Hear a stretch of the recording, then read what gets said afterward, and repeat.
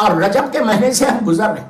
رجب کے مہینے میں کثرت سے استغفار کرنے کا بے انتہا ثواب. مثال کے طور پہ آپ نے کسی نارمل منتھ میں آپ نے ایک تسبیح پڑھی استغفر اللہ ربی واتوب الیہ کی, یا انگلش میں بولے اللہ ایم سوری, اردو میں بولو اللہ مجھے معاف کر دے. مثال دے رہا, 100 مرتبہ آپ نے نارمل منتھس میں پڑھی, اور رجب میں پڑھو گے, نارمل منتھس میں پڑھو گے تو 100 کا جواب گناہ معاف ہوں گے. وہ کریم ہے, وہ پورے معاف کر سکتا. لیکن اگر رجب میں پڑھو گے, ایک تسبیح میں سارے گناہ معاف ہو جائیں گے.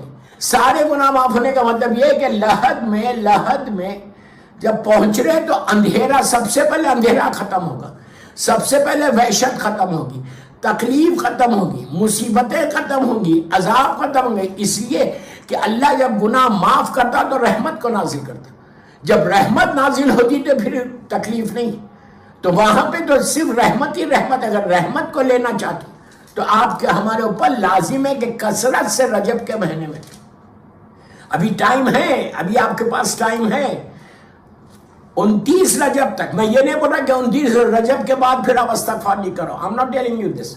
آپ کثرت سے زندگی میں ایک اصول بنا لو, ایک اصول بنا لو کہ روزانہ اس کی کریم کی بارگاہ میں کھڑے رہ کر, بیٹھ کر, مصلی پہ بیٹھ کر, نماز کے بعد یا نماز سے پہلے یہ بولنا ہے کہ اللہ I'm sorry, I'm sorry, I'm sorry, I'm sorry, I'm sorry.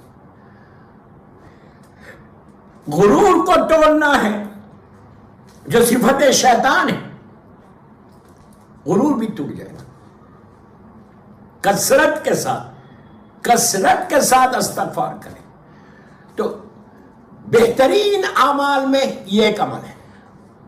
ایک بات اور بولتا کہ اللہ رحمت کو نازل کرتے ہوئے دیری نہیں کرتا, یاد رکھو.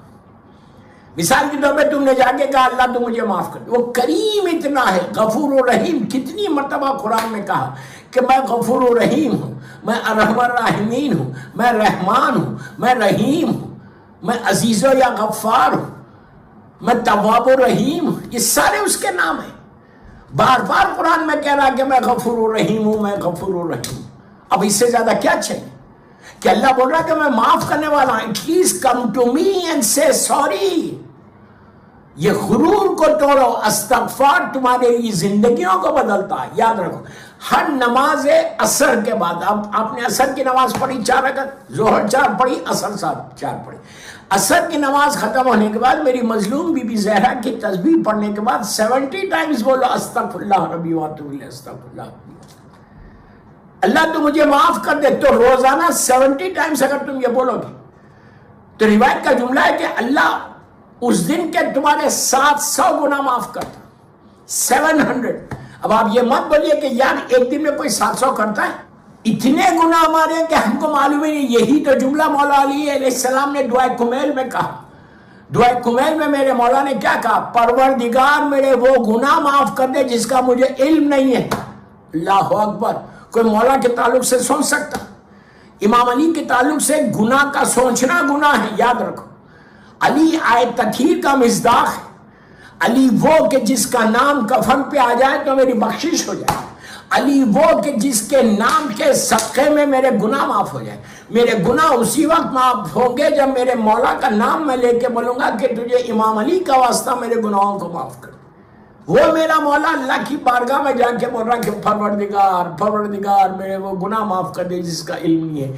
تو اب اندازہ لگاؤ, مولا نے اپنے لیے نہیں بولا, مولا نے ہم کو یہ تعلیم دی کہ تم کو پتہ نہیں کتنے گناہ تم کر رہے. اللہ معاف کر دے, اللہ معاف کر دے.